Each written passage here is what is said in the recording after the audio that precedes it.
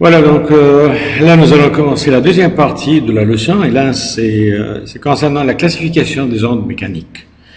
Il faut savoir qu'on a principalement deux genres d'ondes mécaniques. Premièrement, les ondes transversales. Les ondes transversales sont les ondes dans lesquelles les particules du milieu vibrent autour de leur position d'équilibre. Position de repos, c'est-à-dire dans une direction perpendiculaire au sens de la propagation de l'onde. Et là, les ondes transversales, elles sont formées de crêtes et de creux. Les crêtes sont les points qui représentent les limites maximales du déplacement dans le sens positif. Comme par exemple, si on regarde la pendule, on voit bien qu'elle s'est déplacée. Si on considère la partie positive, c'est vers la droite. Donc la pendule, elle s'est déplacée vers l'extrême droite. Et elle a atteint un certain point, qu'on peut appeler le A par exemple. Et là, ce point A, c'est là où la boule du pendule a atteint le déplacement maximal. Et là, à ce point-là, on peut dire qu'on a atteint la crête de l'onde. Puis ensuite, elle a commencé à descendre, arriver vers le point de repos, puis encore, elle continue, mais dans le sens négatif, c'est-à-dire dans l'autre sens, pour former sur le diagramme un creux qui est représenté par le dessin de la boule qui se trouve vers la gauche. Et là, elle a atteint le déplacement maximal, mais dans le sens négatif. Les ondes qui se propagent, comme exemple, c'est les ondes qui se propagent dans les cordes tendues.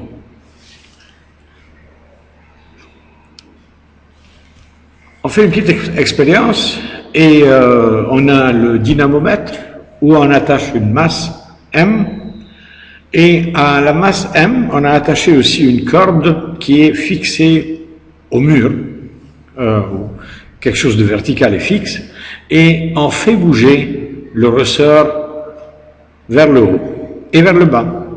Donc du moment que la masse M va bouger vers le haut, elle va faire bouger aussi la corde vers le haut avec elle, formant ce qu'on appelle la crête. Puis ensuite, en descendant, elle va atteindre un certain niveau, et à ce niveau-là, on peut identifier le creux. Donc, de crête en creux, et on passe de la crête vers le point de repos, et ensuite vers le creux, et on répète.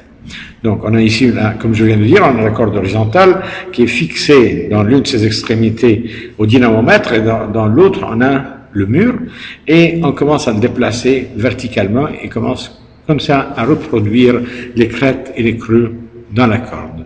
Si le mouvement harmonique simple et continu, on va obtenir comme un train qui va se reproduire dans la corde, un train où ces wagons sont des ondes. Et c'est une série de crêtes et de creux, et c'est une onde transversale où les particules du milieu vont vibrer dans une direction perpendiculaire au sens de la propagation de l'onde, comme on le voit ici sur la photo. On peut effectuer cette expérience si l'extrémité de la corde est tenue par la main. Par exemple, vous prenez la corde et vous l'attachez au mur, et vous tenez l'autre bout de la corde à la main, et vous commencez à déplacer et bouger la corde et la vibrer. Vous allez voir que la corde va monter, faire des crêtes, puis descendre aussi pour faire des creux, et ainsi de suite. Une oscillation complète produite dans la corde, ou produit dans la corde une onde mobile. Si le mouvement harmonique simple est continu, on obtient comme un train où ces wagons sont formés par des ondes mobiles. Le travail fourni par la source vibrante se transmet sous forme d'énergie potentielle et d'énergie cinétique durant la vibration de la corde.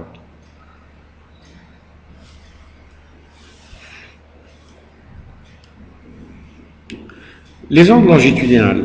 Les ondes longitudinales, c'est des ondes dans lesquelles les particules du milieu vibrent autour de leur position d'équilibre, dans la même direction que l'onde, ou dans la même direction où l'onde se propage. Et là, l'onde, elle est formée, ou les ondes, elles sont formées de compression et de dilatation, comme les ondes sonores qui se propagent dans l'air.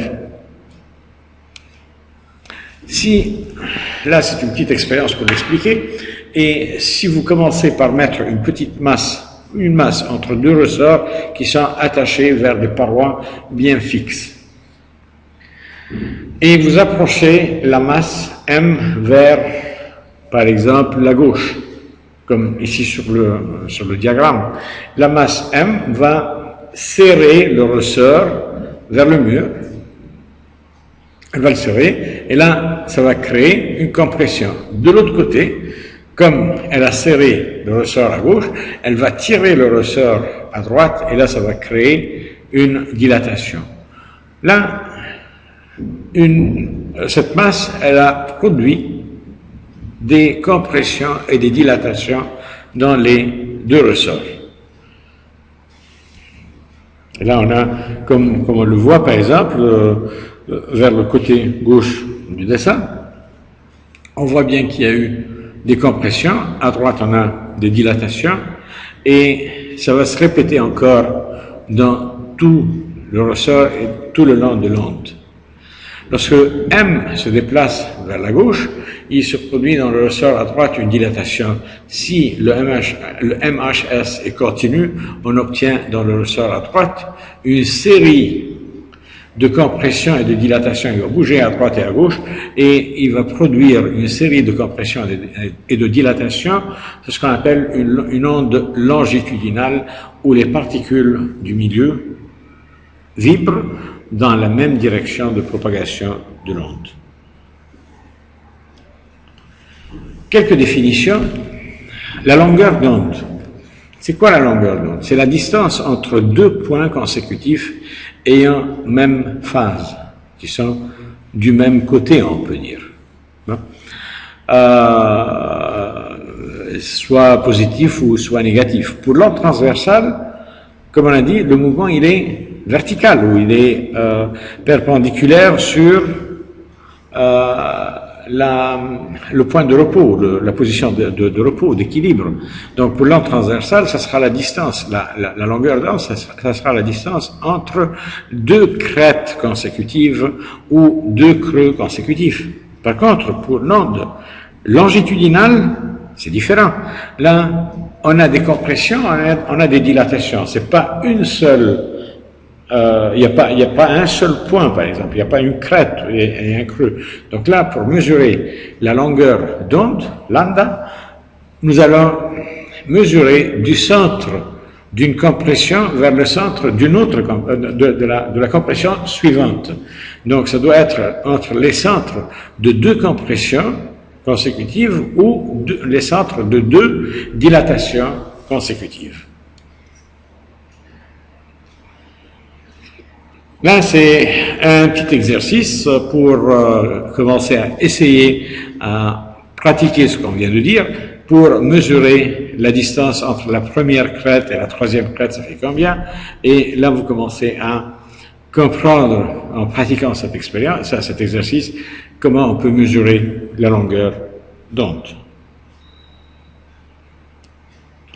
Un petit schéma aussi pour finir, pour montrer comment peut-on calculer la période et la vitesse d'une onde. Si t est égal à t majuscule, ou si le temps est égal à t majuscule, la période, d c'est la distance ou la longueur d'onde, donc v, la vitesse, est égale à lambda sur t.